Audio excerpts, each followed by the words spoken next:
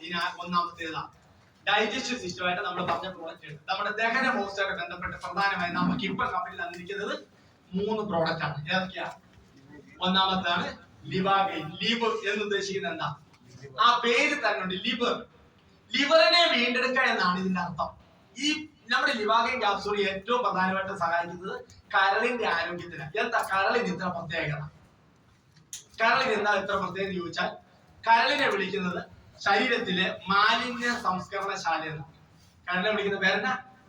മാലിന്യ സംസ്കരണശാല എന്ന് പറഞ്ഞാൽ ശരീരത്തിൽ കയറുന്ന എല്ലാ വിഷാംശങ്ങളെ നശിപ്പിക്കാൻ ഏതാ?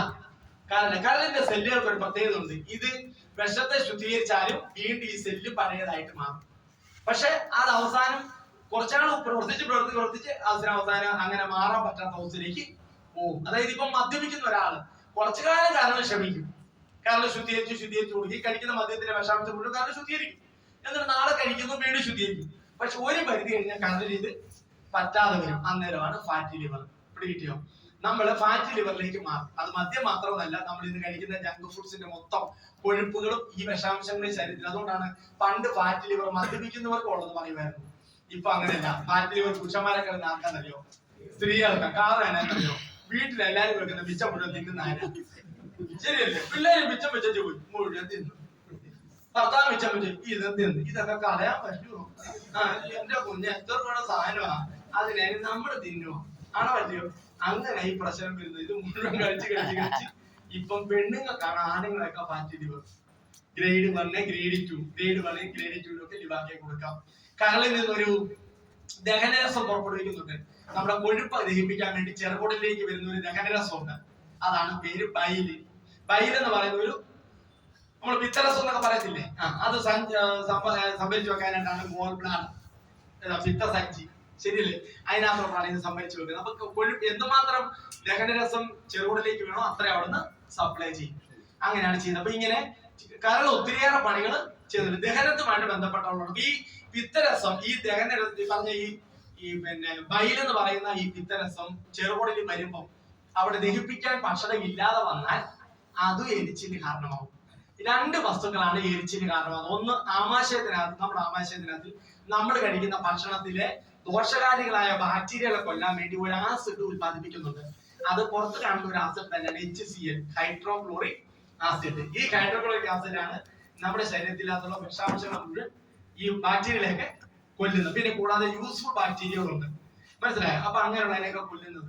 പക്ഷെ ചിലരുടെ ശരീരത്തിൽ ഈ ആമാശയത്തിനകത്ത് ഈ HCl ഉത്പാദനം കൂടുവാണ്. ആ കൂടുമ്പോ സമയത്ത് ഭക്ഷണം അകത്ത് ഇല്ലെങ്കിൽ എന്നാ പറ്റും?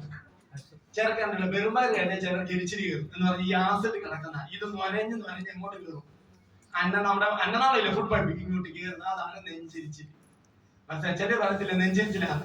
ഇനി ചിലർക്ക് നെഞ്ചരിച്ചിലുണ്ടാകാൻ ചില ഭക്ഷണം അത് ഓരോരുത്തർക്കും ഓരോന്ന്. ചിലർക്ക് പുട്ടും പഴോടെ തിന്നാൻ പറ്റില്ല. എനിക്ക് പുട്ടും പഴം ഭയങ്കര പാടാണ്. പഴത്തിലെ 2 ടൈപ്പ് തന്നെ. ഒരു ടൈപ്പ് പഴം കഴിക്കാൻ പറ്റില്ല.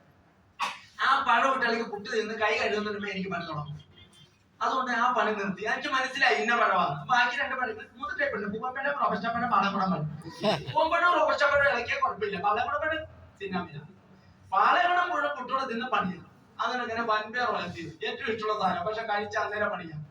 മനസ്സിലായോ? അപ്പൊ എപ്പോ നോക്കിയാലും എനിക്ക് നെഞ്ചരിച്ചില്ല. അത് ഞാൻ നിർത്തി. എങ്ങനെയാ വൻപേർ തലേദിവസം വെള്ളത്തിയിട്ടിട്ട് കറി വെച്ചപ്പം എരിച്ചിട്ടില്ല.